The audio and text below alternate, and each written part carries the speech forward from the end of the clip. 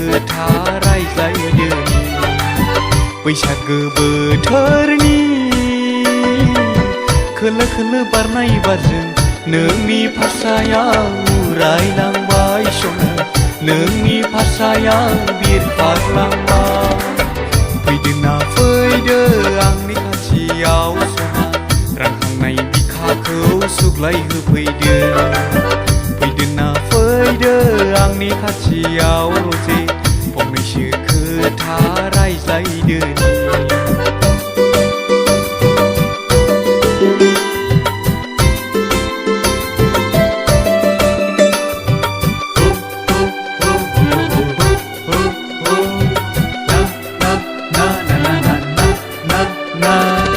हास्थायसुला गोसोआ हास्थायामोनब्ला सना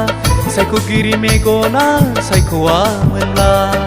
हास्थायसुला गोसोआ हास्थायामोनब्ला सना सायख'गिरि मेगना सायख'वामोनब्ला सानामोन आंबो नोंखौ जिउनि अनजालि खालामना लानो सानामोन आंबो नोंखौ जिउनि अनजालि खालामना लानो गोसोआव फैबाय थायो नोंनि महरा अननायनि दुलिखाजों बोनाय सावगारिया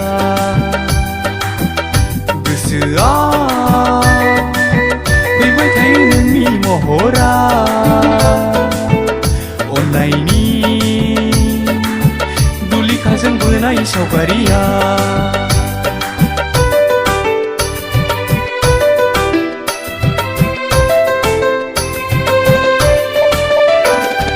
नोंखौनो आं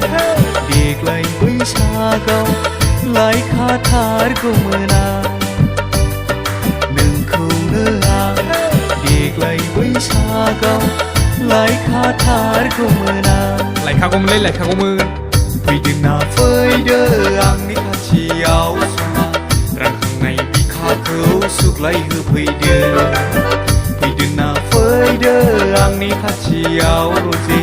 फंनैसो खोथा रायज्लायदो